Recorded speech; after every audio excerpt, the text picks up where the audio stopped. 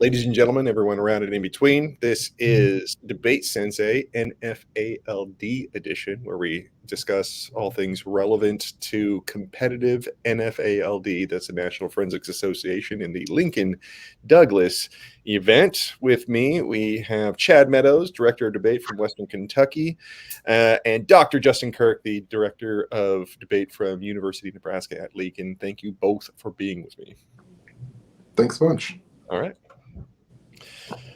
So, I wanted to warn y'all before we actually get into it that the next time you see me, I will actually have a shaved head because I'm going to be doing a charity event. It's called St. Baldrick's, where the proceeds go to children's cancer research. And so we have an event on my campus. If anyone watching this is interested, you can go to this Santiago Canyon College St. Baldrick's event. So go to the stbaldricks.org website and you can just look up.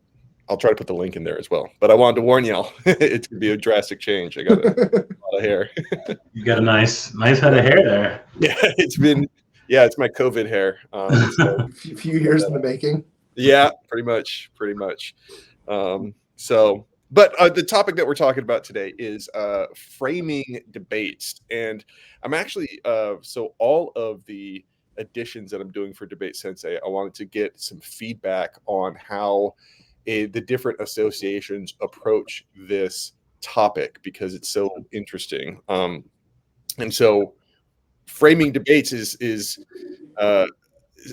something that used to be, you would interpret a resolution and it was just, or at least for me, it was just interpreting resolutions and defining terms, and sort of the framework for the debate was taken for granted. You know what I mean? It's just and so all the arguments right now, I really wanted to explore it. And so it'd be kind of an open-ended way. Like, how do you, when I talk about framing debates, how would you summarize what that means?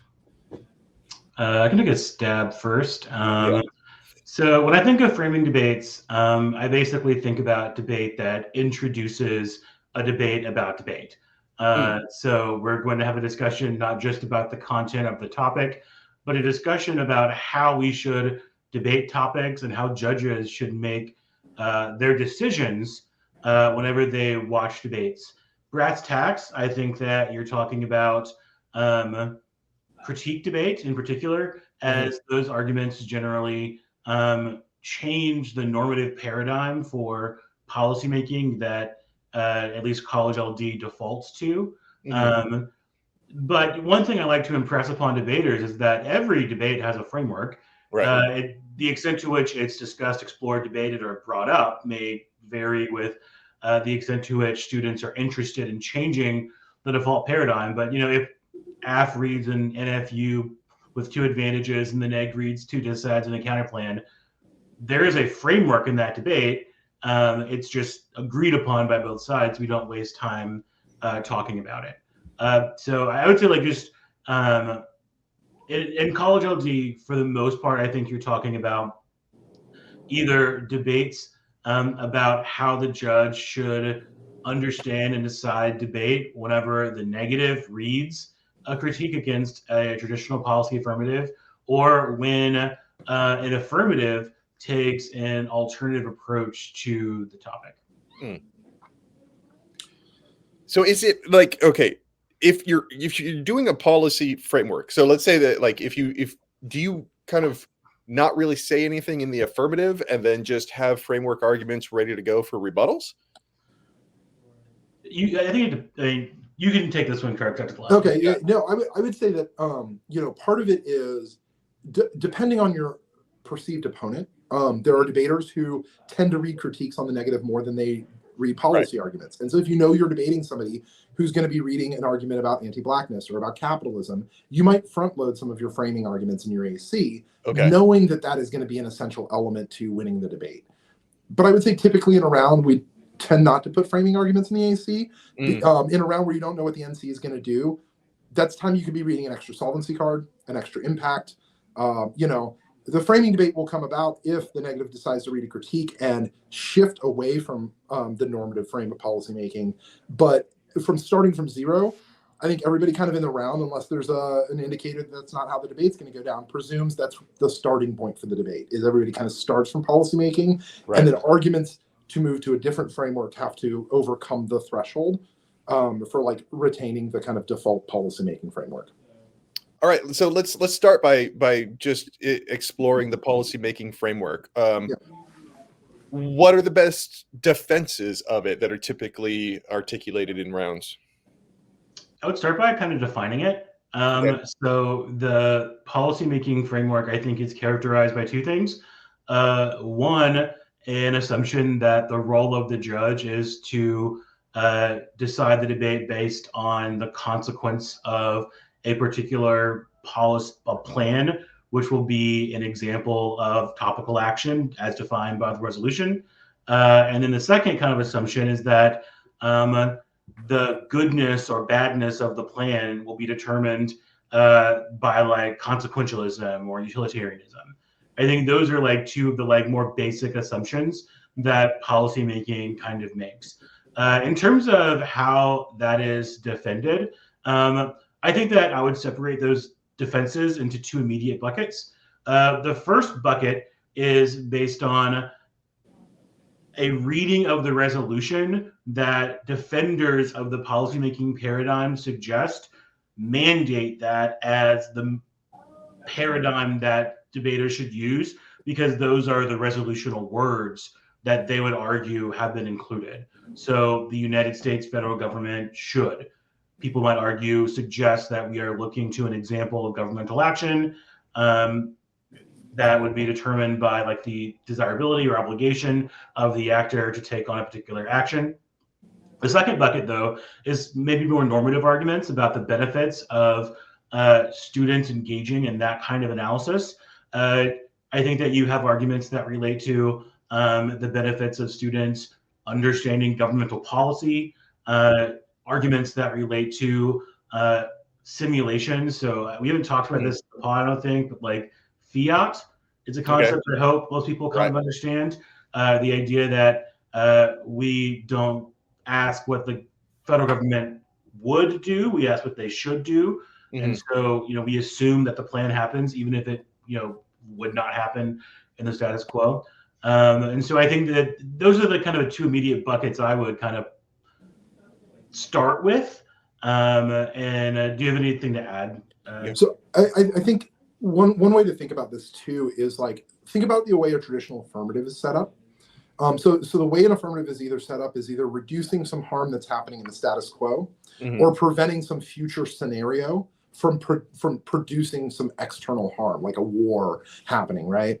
And so one of the ways that we think about framework in NFA LD, and I think NDTC does very similar on this, is that kind of fits into two different areas of kind of thinking about policymaking. One is the reduction of harm in the status quo as a kind of like moral or ethical obligation to see structural violence and to want to do something about it. But the other half of that is like scenario planning, IR, and how we can predict the future. And so a lot of times defenses of the policymaking framework say things like scenario planning is good. Thinking about potential future consequences is important because we have to avoid things like planetary extinction or climate change or nuclear war. And so one of the ways in which I think these debates get hashed out happens a lot in like the IR framework kind of realm. And then we pull arguments from there to kind of have debates that folks in IR are having right now about kind of like reflexive IR or post-positivist IR versus kind of traditionalist or realist IR, which is, it tends to be the kind of default frame for debates. So I was wondering how like presumption plays a role into framework debates. Does the affirmative get to sort of like say, Yeah, there's many ways you could frame a debate, but since we are the first to speak, we kind of get presumption on that. Does that work? I mean, I think that's what judges kind of agree to. I don't think anybody ever actually says it, right? Oh, really? So I think it's kind of an old school argument. Okay. Yeah. But that's AF choice theory. Mm. Basically, like the idea that like the most predictable way to determine the framework is just to go with the one that the AF chose. And I don't know. I don't honestly see a lot of that anymore, at least in LD, like playing out as like a major part of debate. Yeah. Do people still act like it is, or is it just, or do people really just kind of reject that and go, no, you know, the negative could come up and they have just as much right to presumption as the affirmative? Yeah, I think that people like will go with the AF framework until the negative introduces something different and says this is a better model. And I think it's pretty well accepted that the negative is able to challenge the framework of the AF. All right. So let's talk about those challenges. How do people typically challenge framework if they don't want to do the policy, or they challenge the policy framework? What are some common arguments for that? Yeah. So I kind of tend to put these into like 3, maybe 4 buckets of like types of arguments. I tend to frame them in terms of like philosophical school. So there's epistemology frameworks that ask, how do we come to know the arguments that the affirmative is making in the first place? Okay. What sorts of knowledge production went into the affirmative? So this year's topic is about nuclear weapons. A lot of folks in the nuclear industry are producing arguments. Do they work for the Rand Corporation? Oh, it's a pretty suspect neoliberal kind of policymaking think tank that has some pretty kind of nasty histories to it and produces some particular way of thinking about the world. That's an epistemological argument you can make on the negative, that the affirmative is drawing resources from a bunch of think tank authors who are insulated and don't do outside work. Is also ties into things like indigenous epistemologies, standpoint epistemologies, and like feminism critiques or queer identity critiques. So epistemology challenging the way the affirmative knows what it knows about the world. The second big bucket would be pedagogy, the way that debate teaches us things. And so those critiques tend to come at the like link between policy making and what debaters get out of the activity. Okay. The kind of role playing or engagement with a policymaking framework doesn't produce the kind of pedagogical benefits the debate claims it does, and instead practices like embodiment or performativity or engaging with movements or activism or advocacy statements as opposed to plan texts produces a better pedagogical benefit. And then the last bucket is kind of like ontology Ks that talk about the kind of us-them distinctions the affirmative sets up or assumes going into the debate, produce kind of serial policymaking failures or produce violence in ways that are either anticipated or unanticipated by the affirmative. But those ontology critiques kind of look at the way we kind of create or establish identities through policymaking. I don't know, Chad, do you have another bucket that you can think of that I'm not missing? I think that kind of broadly describes it. I mean, I think that like as diverse ways that one could think of advantages for a plan, there are as many ways likely to kind of describe how you choose to like indict the affirmative's choices and assumptions. So yeah, I think like those are, I think, really good broad insights, because like those are kind of the buckets that philosophy kind of uses to categorize the large majority of the arguments that it makes. So if it's not this sort of simulated policy framework, then how in those scenarios, what are the different ways in which like a judge knows what their role is, what they're doing? Like, are they still arguing basically advantages and disadvantages, but more pedagogically than international relations? Like, no, in those circumstances, and so we're talking in this case about neg critique versus an AF plan. In those circumstances, it's likely that the negative will introduce a role of the ballot that runs counter to the idea that the judge will assess the consequence of the plan through a utilitarian frame and make their decision on if they think the plan is a good or bad idea. So I think some like classic ones that one might think about You could think about the affirmative less like, like a simulation of a governmental action and more like a research project. Okay. Like you could, like, for instance, like let's say that you wrote a paper and you were like, it would be good if the government did X, Y, Z. The professor is not going to give you an A on that paper just because the action that you prescribe would be a good idea. They're going to assess how well did you research that idea. Okay. Like how strongly did you justify it with your rhetorical choices and language? How clear was your writing and language, right? And so I think that a lot of critique arguments might suggest that there's a way that judges could make decisions about affirmatives that come prior to just assessing whether or not they have prescribed a good idea for governmental action, and more so assess how have they sort of performed as a scholar in debate. And I think that can get into the epistemology critiques in particular. And I think that could also involve some of the ontology critiques.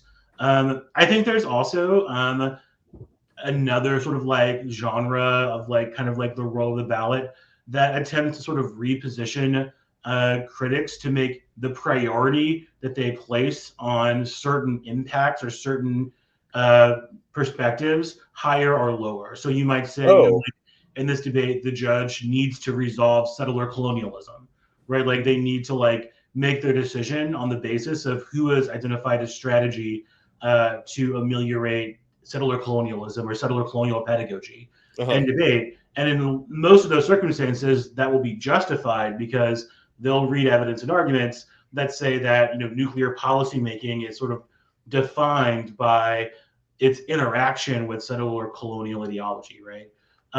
So in most a good and also like a lot of times this doesn't get worked out. Okay. I think a big critique a lot of people would have with K-debate and NFA LD.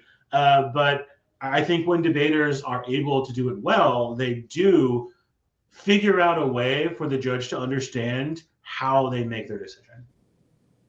Okay, so we talked a little bit. The last thing you said it kind of sparked an idea, and I really want to hear somebody else's perspective on this, which is the difference between pre-fiat critiques and post-fiat critiques. And so the way that was explained to me was like it basically becomes like a non-unique disadvantage is what you're talking about, like post-fiat critique. And some of what you're talking about, like prioritizing the disadvantages, I'm like, okay, so does that seems like you're kind of walking that edge, you know what I mean? It's like we might be like talking, it's like, oh, this becomes more of a post-fiat critique. I'm sorry, I don't want to talk. No, I think this is a really important distinction because I think a lot of debaters are confused about the pre-fiat, post-fiat stuff. Right. So the way I tend to think about this is if you view the affirmative as a potential policy, and you're looking at the things that come from that policy, that's a post-fiat critique. And the only one that comes to mind, really, in my mind, that's constantly used in NFA LD is like CAP.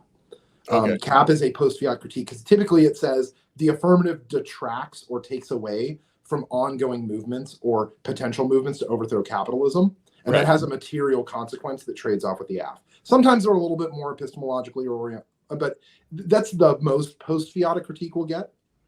I would say most critiques in debate are pre-fiat in the sense that they treat the affirmative either as a research project, like Chad said. Sometimes they'll treat it like a rhetorical artifact. So for those of folks who are watching that are in rhetoric, treating it like a text. What representations does the 1AC make? What symbols does it organize to produce meaning in a certain way? And are those organizations of symbols problematic? Are they sexist? Are they racist? Are they homophobic? Do they produce violent normativity? How has the 1AC's construction of rhetoric, symbols, representations, etc., produced a kind of violent narrative that we can critique or pick apart or think about in a productive way?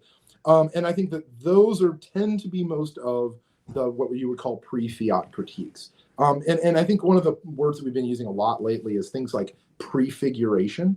The idea of you have a politics, but there's a prefiguration stage of that politics where you determine what your values are in political engagement.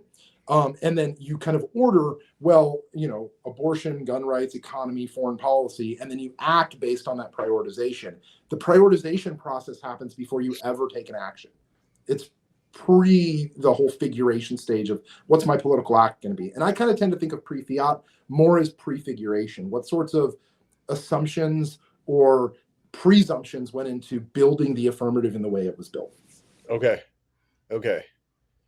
So what I'm wondering though is like, so we're talking about framework, about the ways that you could frame a debate, but it seems like debate itself will always contribute something to, like the fact that there are two sides and they have to compete against each other in order for you to kind of participate in this activity.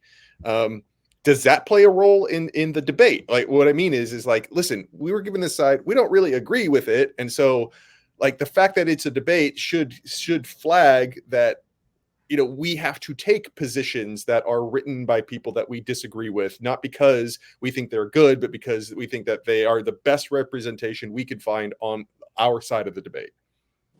I think it'd be a good place to actually transition to like KFs, actually. Okay. Because I think that what you've kind of described, I think, is the beginning of the gripe that the person who writes a critique AF kind of has with debate.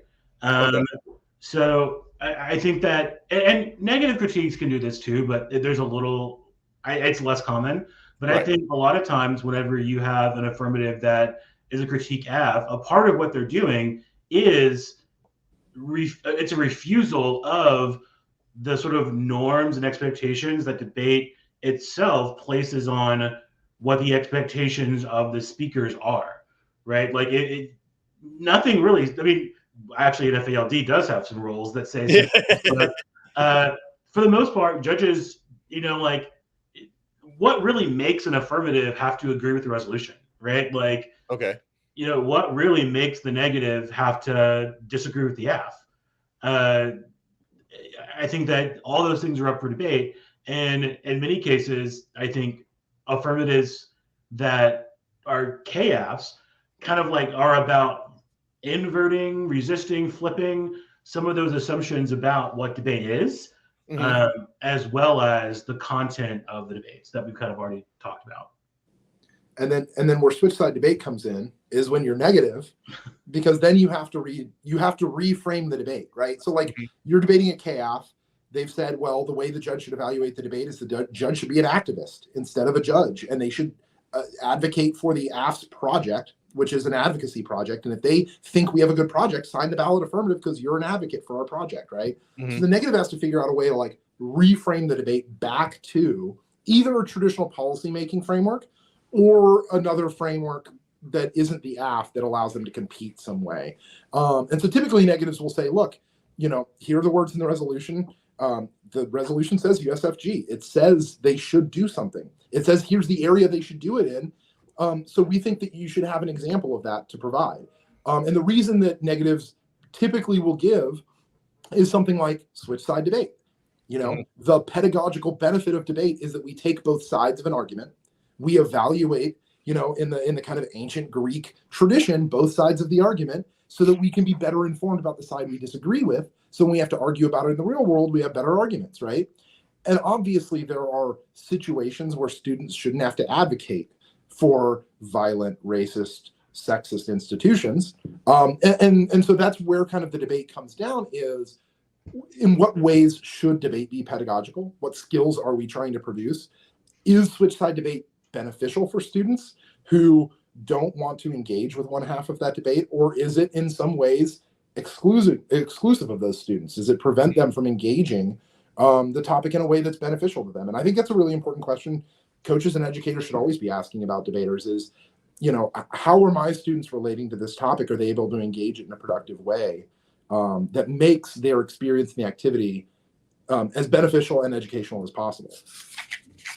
Okay. So like that advocacy one, just like, I know we're speaking in really big generalities here, but if somebody brings an advocacy in their affirmative and said, you know, into an activity called debate, doesn't it mean they're automatically sort of framing it in a way as like, well, there are people that would have legitimate disagreements with this advocacy, and thereby, I don't know, it seems like that in and of itself kind of undermines the other part of the critique, which is like the, you know, rejecting the resolution. We should be talking about things that are more important. I'm like, well, if that's the case, then aren't you as the affirmative saying that there are legitimate negatives to this, and therefore it kind of diminishes the advocacy? I don't know. Does that ever come up?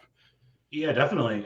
So Okay. I think that a lot of neg framework arguments are about pressing the affirmative for what is the role of the negative Right. in the model of debate that the affirmative prescribes.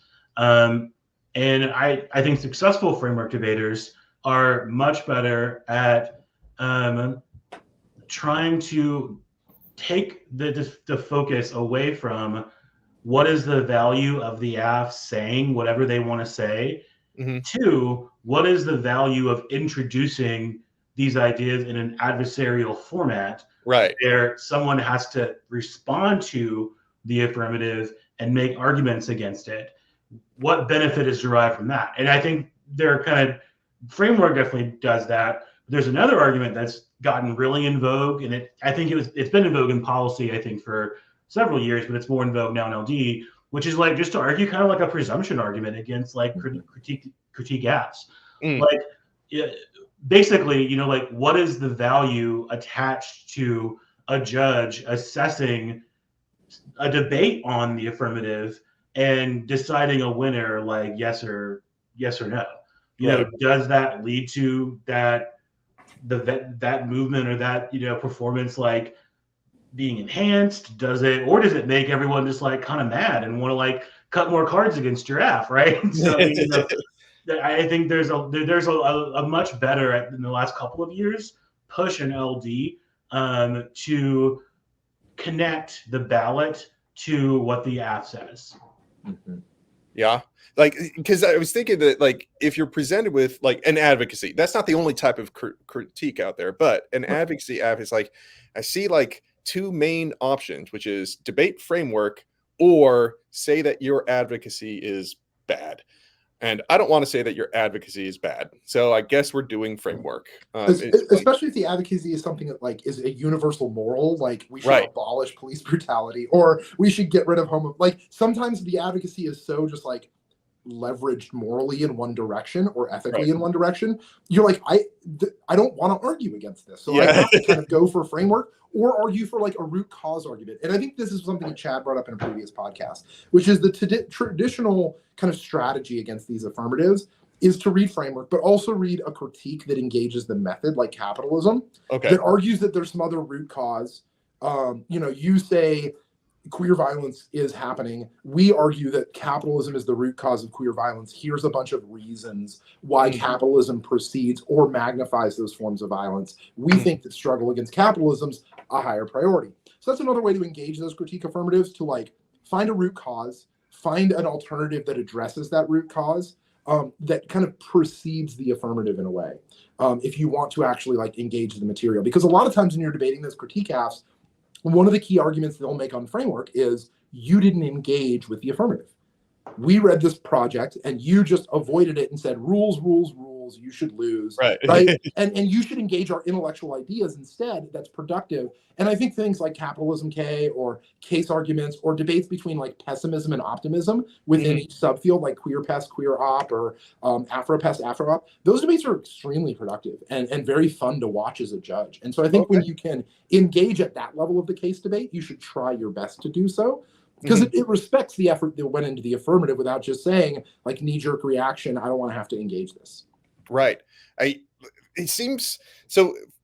I was talking with on the CETA version about sort of the history behind CETA and NDT, and it was like basically kind of a split between policy and value, and it seems like this is kind of similar to that. Like, it's like we can't escape that where people like I want to do the policy framework. Is like, I think we need to, and so value has kind of been taken over by like critique and framework debates, which are absolutely filled with a bunch of sort of value laden arguments and things like that. Does that make sense? Do you think that is a precursor to it, or just something completely different?